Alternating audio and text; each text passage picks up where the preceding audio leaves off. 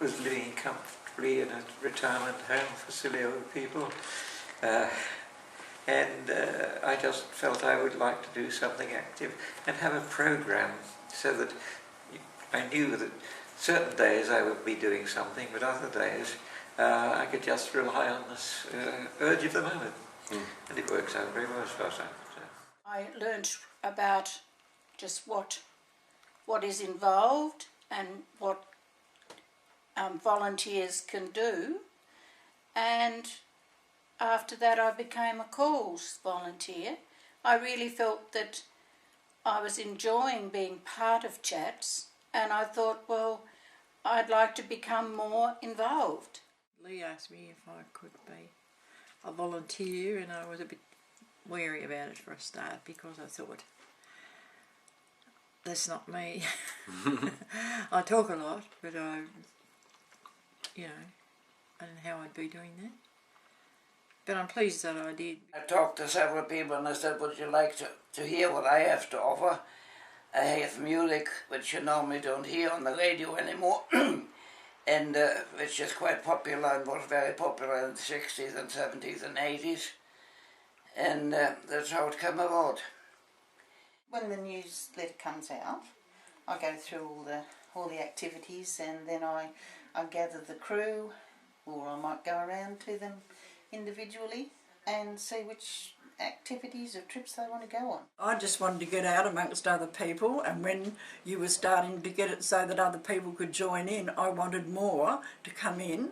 The trouble with a lot of them is they have been isolated for so long that they lose their self-confidence. They can't get up and go out, and with that I go with them until they learn that there's someone there that they like and form a friendship, and then I can leave them and go on to another one. So lonely that when I went shopping and anyone was sitting on the seats outside of Coles or Woolies, I would go and talk to them. It was awful just to hear a human voice. It was a change in life for myself, because when after my wife died, everything seems to have collapsed. I completely shut off, and I said, well, here I am. After 48 years of marriage, she's gone, so...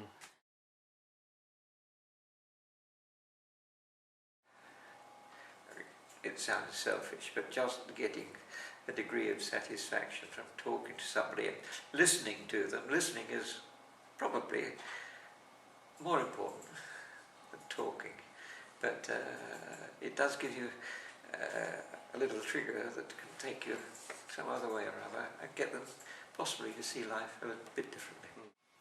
I think the best bit of it is that you realise how fortunate you are compared to some people. I mean, just with their attitude, they wouldn't see the happy side of life.